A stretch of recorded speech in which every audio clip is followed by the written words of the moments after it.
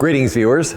Thank you for tuning in today. I am Eric the Car Guy. It says so on my hat. I have a 2008 Acura TL that I recently purchased, and it's kind of difficult to steer sometimes. It doesn't do it all the time, it does it sometimes. There's really only two major components to the power steering system. There's the power steering pump and the power steering rack. In addition to that problem that I just mentioned, I'm also doing a major service and a timing belt on this car. I figured, well, I have to take the power steering pump off in order to do the timing belt. I kind of figured since I have it off, I will just replace it. Now, not the best way to diagnose things, but like I said, there's only two components, and I'm not really sure how to diagnose between one or the other being a problem. In addition to replacing the pump, one thing I do know is that if you use other power steering fluid aside from Honda power steering fluid in one of these power steering systems on a Honda, it can cause problems. So to avoid perhaps issues after replacing the pump, first thing I'm going to do is drain all the fluid out of the system and then replace the pump, and then we'll see if I still have issues or not. Here's something I'm disappointed about. I don't see an O-ring in here for this because this is where this would connect. So this, after I get this off, I'm going to have to transfer this over to here. And this is kind of a famous place for these to leak right here. And I would love to have had an O-ring for this, so I'm going to see if I have one in the shop to replace that with. It would also be nice to replace this O-ring as well. So in addition to the power steering pump, if you get the one that I have linked in the description, you might consider also getting the O-rings for these two locations. I'm going to take this oil catch and move it under the power steering pump so that hopefully I don't make a huge mess on my floor. Additionally, you'll also need a suitable container to run the power steering fluid into it. I have this, well, I'll call it my special hose just for doing this. I've got this, the metal tubing, maybe, I don't know, ½ inch or whatever, to connect up to the line going into the reservoir here, down at the bottom. You might see that there. So that's the line. I'm going to disconnect that second line, and I'm going to attach that to here. And it'll probably leak out. That's just why we left the catch underneath. This will make a mess. Be aware. We'll have to clean it up. Well, you don't have to, but it's advisable. I'll take that return and run it into my catch, which I'm going to hold the hose in place for this guy. Now I'm going to run the engine for not too long. The danger is that you run that long enough and you damage the pump, but since I'm replacing the pump, so what?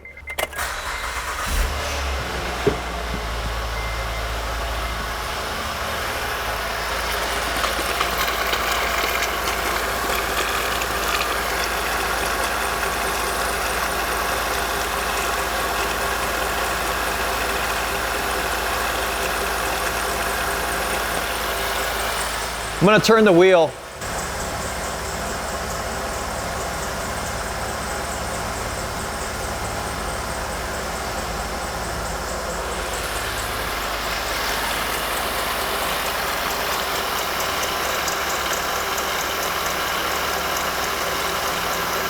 I think I can be reasonably certain that most of the fluid is out of the system. Like I said, it gets pretty messy down in there, so be prepared to do some cleaning. I'm going to use some brake clean to do that. Actually, having this reservoir out of the way when I do the timing belt is going to be helpful. And I can remove this reservoir just by taking it off the power steering pump here, which I'm also going to have to do anyway. And I can take this whole thing out, sliding up on it, and clean it up. Now we can see the mess. I'm just going to clean this up with some brake clean and some compressed air.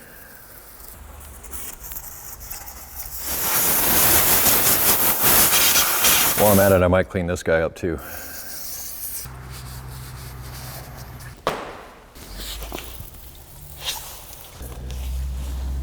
I'm now going to remove the power steering pump. The only thing left is the high pressure line, which is these two 10mm fasteners here, and also taking the belt off, which I can do by putting a 14mm, I have this cool 1214 wrench, I'll link it down in the description for you, on the tensioner, like so.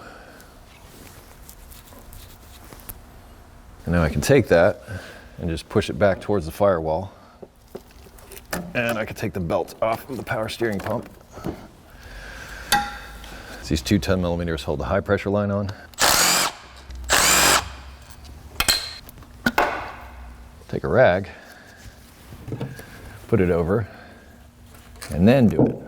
Down under here is one of the fasteners for the power steering pump. It's a 12mm. I'm just going to try to sneak in there with this 3/8.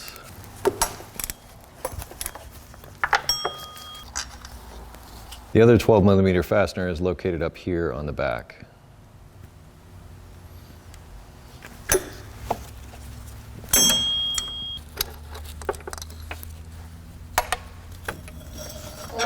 With that, you can remove the power steering pump. There are some parts we're going to have to swap over from this to this, actually only two in particular, the pulley and this inlet over here. And once again, disappointed I don't have an O-ring there, but I'm going to try to see if I can find one.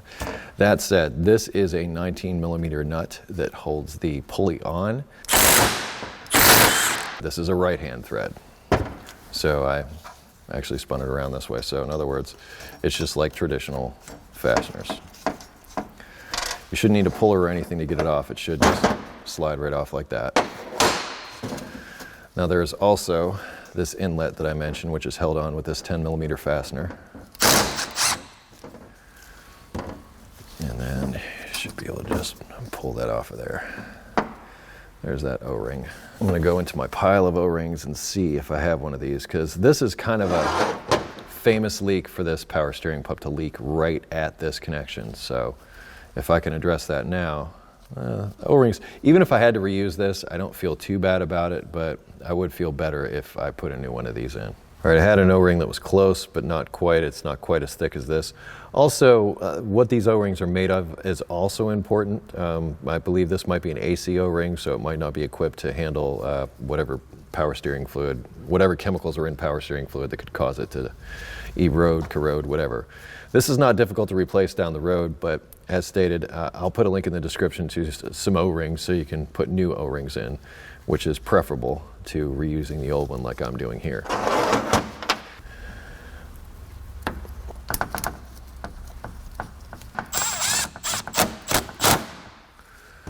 So this is plastic. It has a metal sleeve in it, but it's plastic. Don't destroy it. Drop that on there. That on there. It's snug, but you don't need to destroy it. That's it. Boom. Reassembled and ready to install. With your newly assembled power steering pump, it's time to put it back on the engine. There are the same two 12mm fasteners that hold it into place.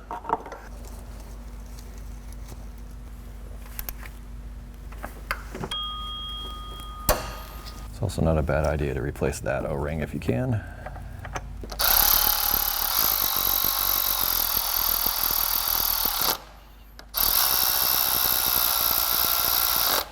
Can install my new serpentine belt.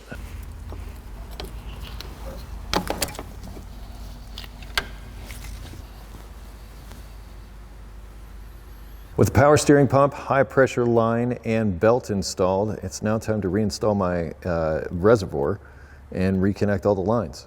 We'll start with a feed line. It's the most difficult to get to, which is why I started with it. Then it just slides into its perch there. So reconnect the low pressure line. Now we'll fill it up with some fresh Honda fluid and bleed the air out of the system. Exactly how much power steering fluid you'll need is difficult to say. I would say have at least 2 of these bottles. That should cover it.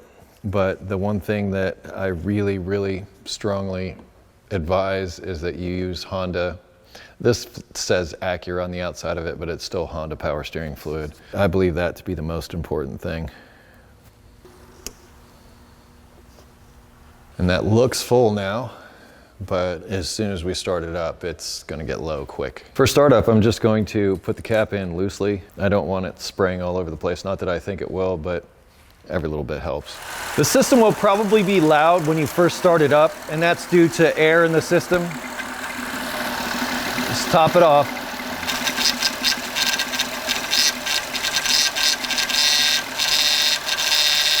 The noise is common. Also, those bubbles inside the reservoir, also common. Don't be concerned about that. In order to fully get rid of them, you may have to shut the engine off for a while and then let them dissipate and then start it back up. But eventually the noise should go away. With the power steering reservoir topped off, turn the wheel lock to lock. Don't linger on the end too much, just enough to put it into high pressure. Like that, the idle to kick up. Do it in both directions. Like I said, it only takes a sec. You don't have to leave it constantly all the way on one lock.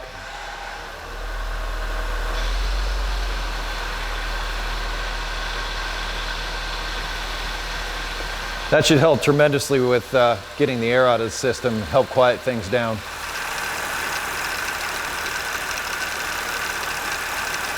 So to answer the question of whether or not replacing the power steering pump solved my power steering issue, yes, 100% it did. Now at the beginning of the video I mentioned that I wasn't really sure how to differentiate between a bad power steering pump and a bad power steering rack.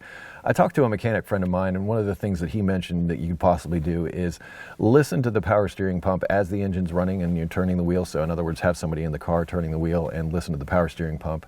If you hear a change in pitch, or more importantly, if you do not hear a change in pitch as you're turning the wheel, it could indicate a bad power steering pump. Once again, I struggle to, really come up with a definitive diagnosis for that. The power steering pump did solve the problem on this car. It was a target of opportunity with the timing belt and water pump that I did. I was removing it anyway. It's a lot easier to replace the power steering rack. And weirdly, I've replaced more power steering pumps and fixed power steering pump problems on Hondas lately, as opposed to before where I was replacing power steering racks. So I've got no actual explanation for you, and I apologize for that.